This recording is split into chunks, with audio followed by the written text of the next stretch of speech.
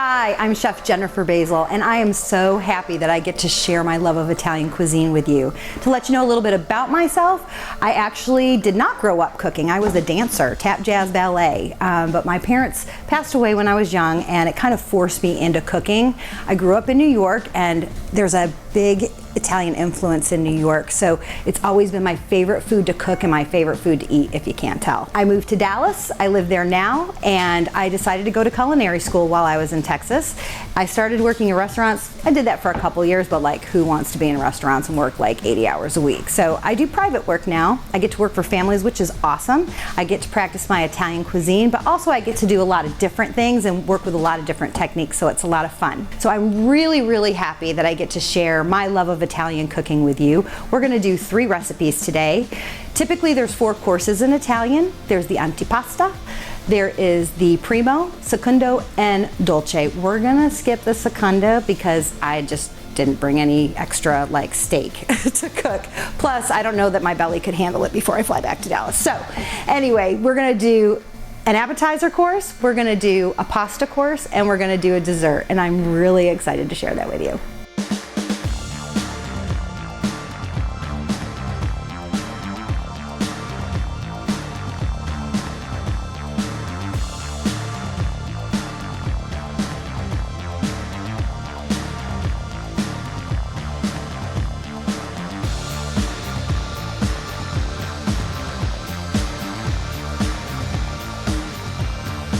Hi, I am so excited to share Italian cuisine with you today, and we're gonna start with an appetizer that's famous in Sicily.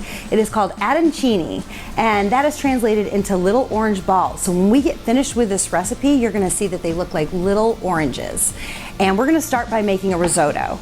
I know that risotto can sometimes be intimidating, especially when you watch all those cooking shows. You know, the chefs are never, oh, it's not cooked enough or it's overcooked. I'm gonna make this very easy for you and show you how simple it actually is. Okay, so let me show you how simple risotto actually is to make. Please don't be intimidated by it. You cannot mess it up.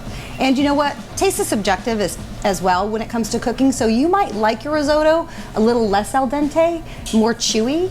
And al dente, by the way, means to the tooth, so it has a little bit of a bite to it, but not a raw bite. So don't pressure yourself into being like, oh my gosh, it's not perfect. This is you cooking, you make it the way you like it.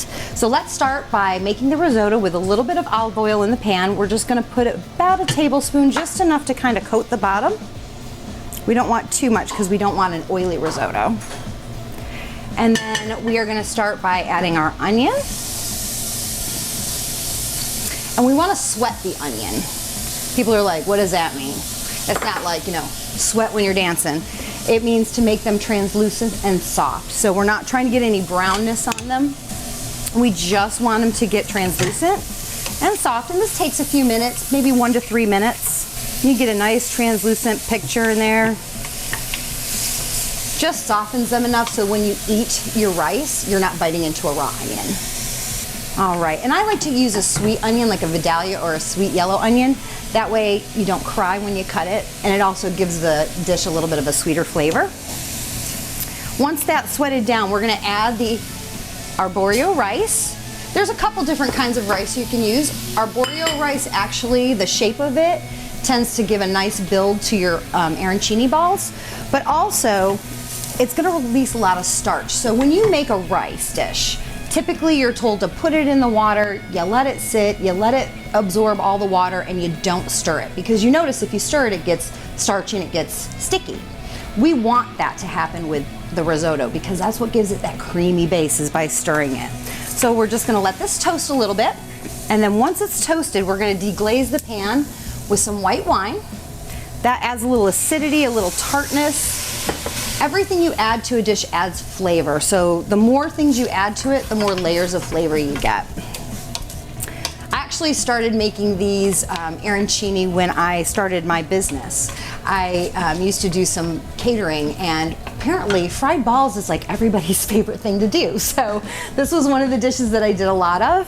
And you know, the traditional is with mozzarella, you serve it with a tomato sauce. We're gonna do something a little bit different today. We're gonna add some fig to it. Figs are in season in the fall. And since we're just approaching fall, This will be a perfect flavor, nice and sweet and savory at the same time. And I've got the heat kind of on medium. You really want to let the liquid cook down out of this before you add more liquid. So you can adjust your heat, but this is that stir, stir, stir. You don't want to not stir it, because if you don't stir it, you're going to end up with regular rice kernels and you're not going to have that creamy texture that you want. Okay, the other key to this and trick that I don't think a lot of people know is when you start adding your stock, you want that to actually be hot to start with. If you have your warm risotto cooking and you add a cold liquid, what happens is it drops the temperature in the pan, and then you have to reheat it to get that rice to keep absorbing the liquid. So we've got hot chicken stock, which again adds a little bit more flavor. You can use vegetable stock if you prefer. And we're just gonna add about a cup at a time. And again, this is something that we're gonna stir and stir. It's kind of like a witch's cauldron, if you want to think about it that way, until that liquid gets absorbed. So now that our risotto is ready, we're gonna add a couple more flavors just to enhance the flavor of the fig and mozzarella. We're going to actually add in some shredded mozzarella because it will blend and melt faster. And we're going to add in some fig preserves and blend that in. And then once that's done, we're going to spread it out on a sheet tray and let it get cold so it'll be ready to shape into our arancini balls. So I'm very lucky to have a sous chef here helping me. So he's gonna finish the risotto so my arm doesn't get tired, and actually it allows me to have a glass of wine. Which this would actually pair really well with the arancini and the figs.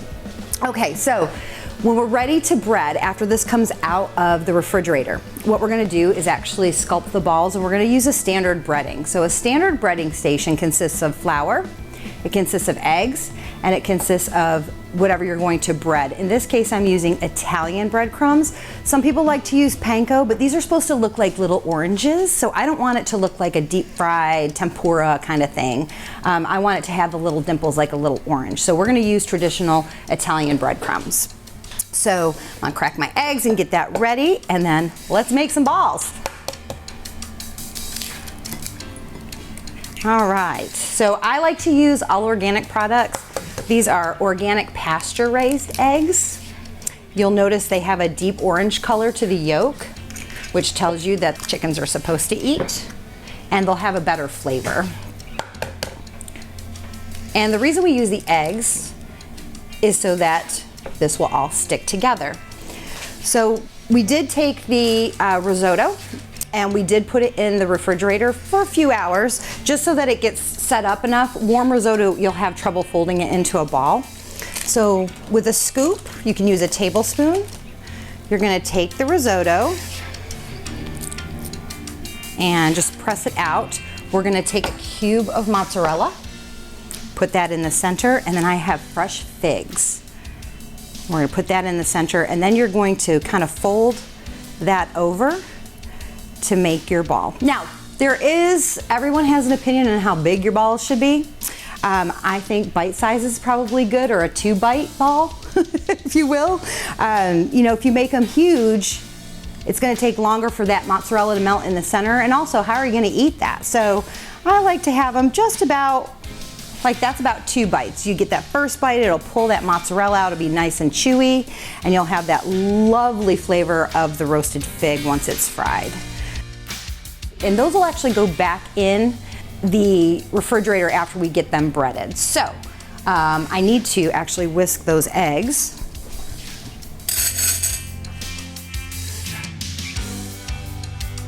All right, so I like to have a dry hand and a wet hand. Otherwise your hands are gonna get all like, you know, icky, nasty.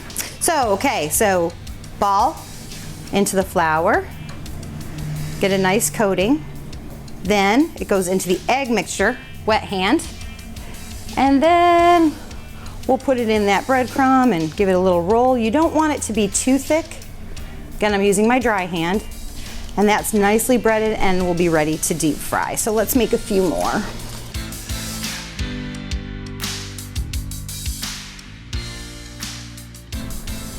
If you have one of those cookie scoops, you know, that automatically you can buy them in different sizes, and that'll measure out to make sure that all your balls are the same size. And you have consistency, which will also help when you deep fry them, so one won't get cooked faster than the other. Mozzarella and the fig.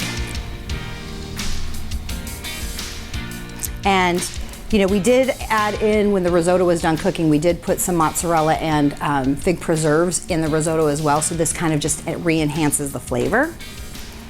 And again, dry hand, wet hand, dry hand.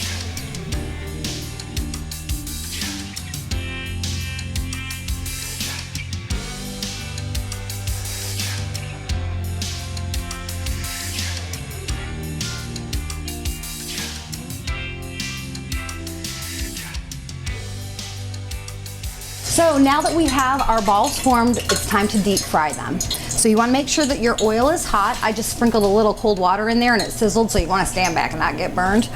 But we're just going to drop, you can do about 6 at a time, depending on how big your pot is. But we just add them to the oil.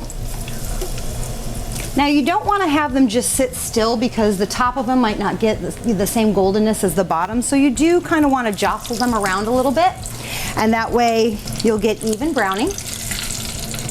And we're just looking for kind of an orangey gold color, hence the little oranges. Once they get golden crispy, we're going to plate them up.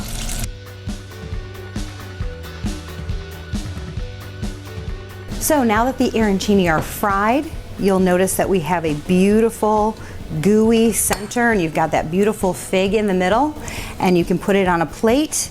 I like to do odd numbers in 3 and make a beautiful presentation here, drizzled with a little bit of olive oil and balsamic and some fresh figs.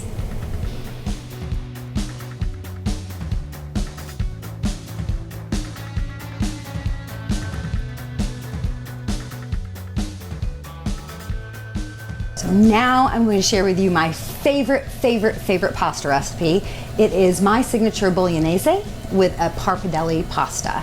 And I grew up eating pasta. It was something that my mom made. We ate every Sunday. It's something that if it was the last meal on earth I could eat, this is my dish.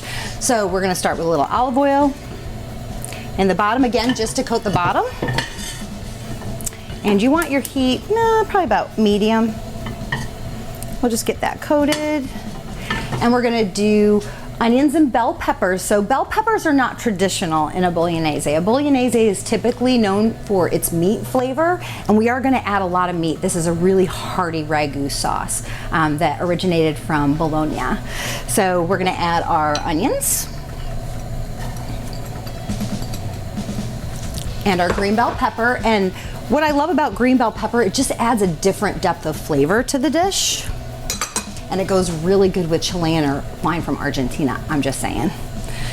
So we're gonna do the same thing that we did with our arancini. We're gonna let that sweat, get nice and translucent. That takes a few minutes. And then once those are ready, that's when we're gonna add our meat. So we're gonna add ground beef. I actually like to choose my cut of meat. So in this dish, I'm using ground chuck. I know what part of the cow it came from. It's not coming from like 1,000 different pieces of the cow, but it also has a really nice fat content, so that's gonna add some flavor to it. So we'll add ground beef.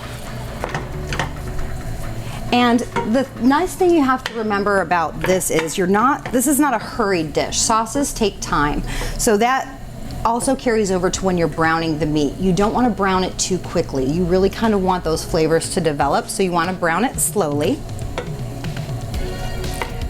So we'll get that kind of broken up in the pan with the onions and the peppers. And then we're going to add some ground pork. Again, another added flavor. Same thing, just kind of break it up. So you don't want to have like a beef and a chunk of pork and a chunk of veal. I kind of like to get them like kind of mixed together, so those flavors all kind of come together and develop a profile. And then we're going to add ground veal. I'm gonna turn the heat up just a little bit. So you'll also notice too the size of the pan that I'm using. So a lot of people, use a big sauce pot. This is mostly a meat sauce. We're not using a lot of tomato product because we want the meat to shine in this dish. Okay, now that we've got the meat browned, you'll notice one thing I didn't add earlier was garlic. So garlic has a tendency to burn really fast and then it gets bitter. So a lot of times you can add it after the fact, and since this sauce is gonna simmer for a while, it'll soften the garlic and pull out the flavor. So we're gonna add it in now, and then we're gonna add in our other herbs. So I'm using some fresh and some dry. The dry herbs are what we're gonna put in, and we're gonna season it with salt and pepper. The fresh herb, which is the parsley, we'll do at the very end because it's a fresh herb. We don't want it to get wilted and brown inside the sauce. It's gonna have a brighter, fresher flavor, so we'll put that in at the end. So we're gonna put in a lot of basil, because I like basil. And we're gonna put in some oregano. And salt and pepper. So salt and pepper, people are afraid of it. I like using coarse salt. You can use a little bit more of it than you would a table salt. But what it should do, salt should actually be a magnifying glass. It shouldn't make your dish salty, it should just bring out the natural flavors of the ingredients in the dish. All right, I'm gonna turn that down. And then once that's kind of mixed in and all the meat and vegetables are coated with the seasoning, now we can add our tomatoes. I use two types. I use a San Marzano tomato. I have mine pureed. A lot of people like to put it in a bowl and kind of hand squeeze it. It depends on how chunky or smooth you want your sauce. So because there's a lot of meat in this, I wanted it pureed. So we're gonna add the pureed San Marzano tomatoes. They were purchased whole, peeled, and we just put them in a blender and zhuzhed them.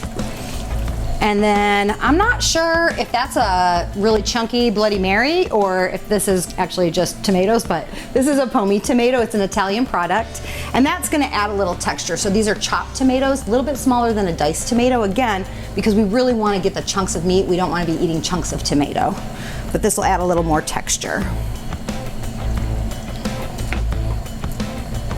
You could add wine to this sauce if you wanted to add some flavor.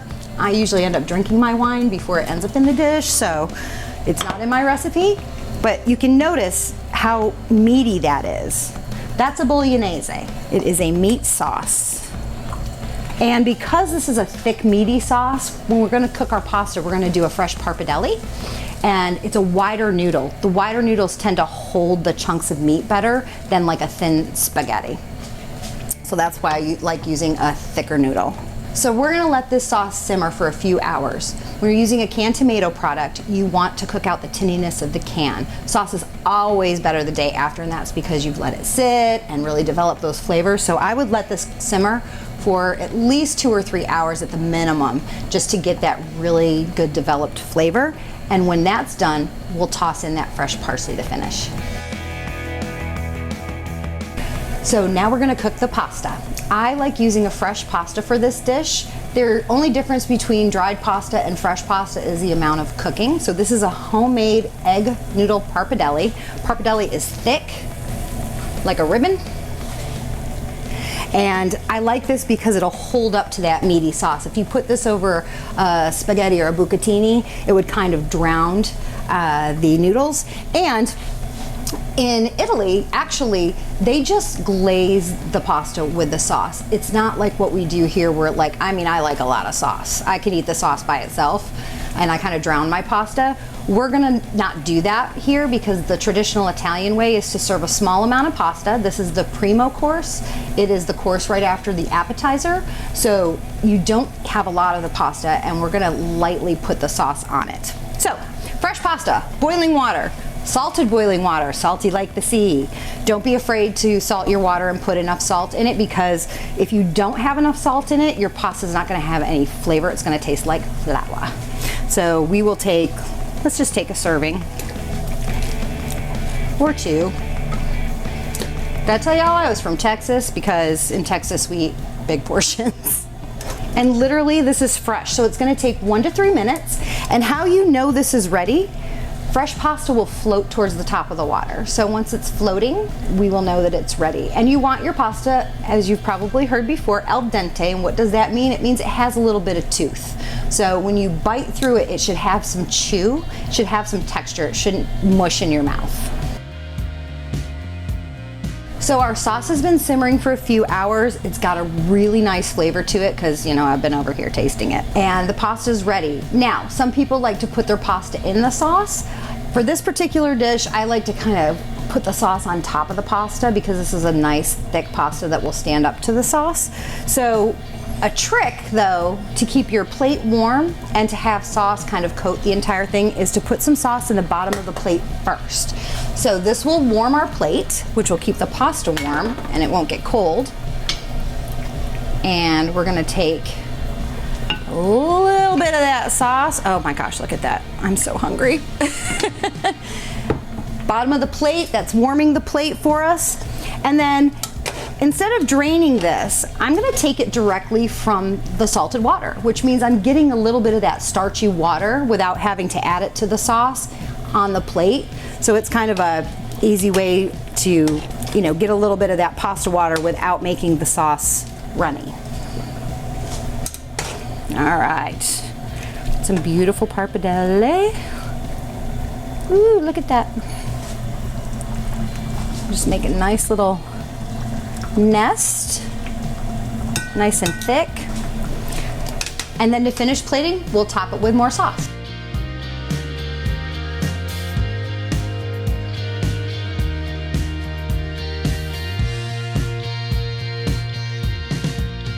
So to finish off our pasta, we're gonna add that lovely, luscious meat sauce on top. Oh, look how beautiful that is on top. Then you can garnish it with parsley. I like basil. Just a nice basil leaf for presentation.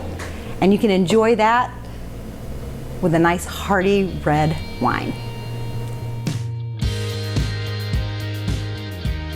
So now that we've had our arancini balls and we've had our pasta, oh my gosh, did you save room for dessert? Because now we're gonna make a zabagnole, which when I first started culinary school, I called it zabaglione, which please don't kill me, the Italians out there. Zabagnole is how you say it in Italian.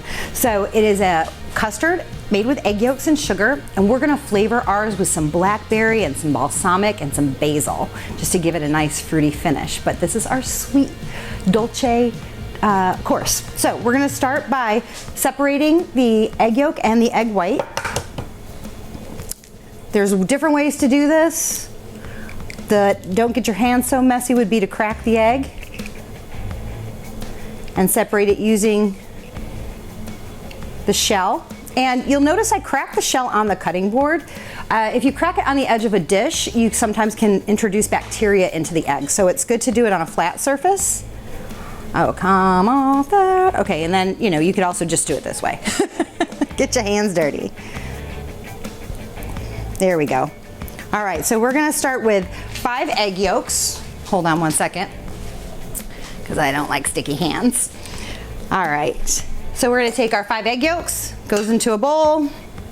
I'm using a mixing bowl that's metal. You can use one that's glass. I think this works a little bit better. It conducts the heat a little bit faster. And I've got some water over here that we're bringing to a rolling simmer. So not a full boil, because we don't want to cook the eggs too fast, they'll curdle. We're gonna add our sugar. Now this is an important step. A lot of people would do this over the water. We actually want to mix that up until that sugar dissolves. So this is a lot of whisking. It's a good workout for us ladies who have a little jiggle under the arm. But the best way to whisk is actually to hold your arm towards your body and use your wrist. Instead of doing this, because your arm does get really tired, kind of hold it closer to your body and just use your wrist, and it won't be so bad. So once that sugar's dissolved, we're gonna take it over here to the water, and we're gonna do the same thing. We're gonna whisk it over the water until it starts to thicken into a custard.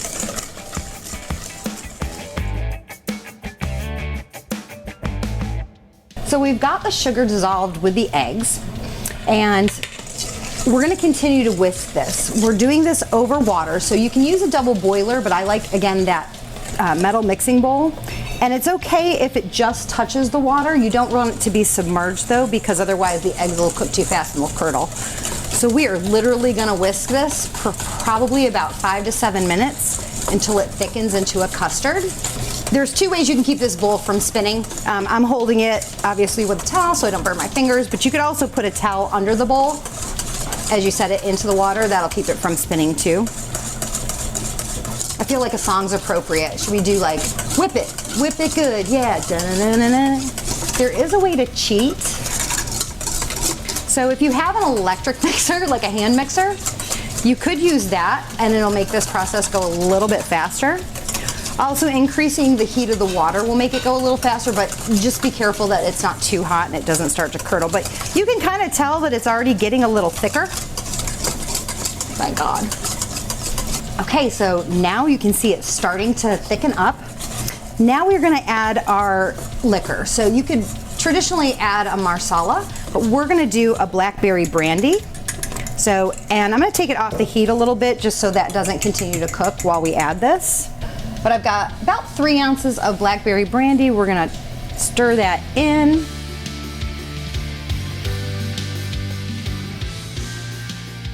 And we have a lovely mauve color. That's just because we're using those great organic egg yolks. It's kind of like a soft pudding consistency. You can see it's kind of holding on to the whisk. So we've got that nice custard formed. And we'll take it off the heat. I'm gonna toss in those fresh blackberries. It gives it a nice color. And then we're ready to plate. Okay, so we're ready to plate our dessert. I like to use a martini glass or a wine glass or a margarita glass, something pretty because it's a custard and you want to eat this warm. You could set it in the refrigerator. If you did that, it'll get a little bit thicker, but I would cover it with plastic so you don't get a film on it while it's hardening up, but I like to eat it a little bit warm. So I think I've used basil in every dish I've cooked, but then again, my last name is Basil, so we're gonna use basil in this one too. We are going to chiffonade. So I took the basil leaves and I layered them one on top of the other, and then I rolled them kind of like in a little cigar. And you're just gonna finely chop that roll into little ribbon-like pieces. And then kind of let them come apart. So we're gonna take some of this custard with that nice blackberry flavor. Layer that in the glass. This is a rich dish because of the egg yolks and the sugar, so you actually don't need 2 cups of it for dessert. I like to take some fresh blackberries. Again, just kind of mirroring the flavors that are in the dish. We're going to sprinkle some fresh basil on there. And I like to hit it with a little bit of balsamic. So we'll take just a bit, and you can actually reduce this balsamic. You can take like a 1/4 cup of it, put it in a pan, reduce it down with a little bit of sugar and make a glaze. This just adds, again, a little bit more flavor to the dish. Zabagnole.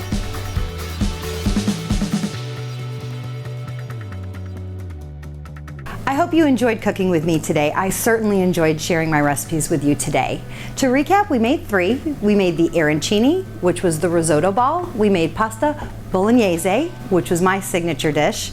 And we made zabagnole, which was the egg custard with blackberries and balsamic. And if you'd like to find those recipes or more about my food philosophy of cooking with organic, non-GMO foods that are local, real foods, you can find that at jenniferbasil.com. And you can also find all my links to all my other social media there as well.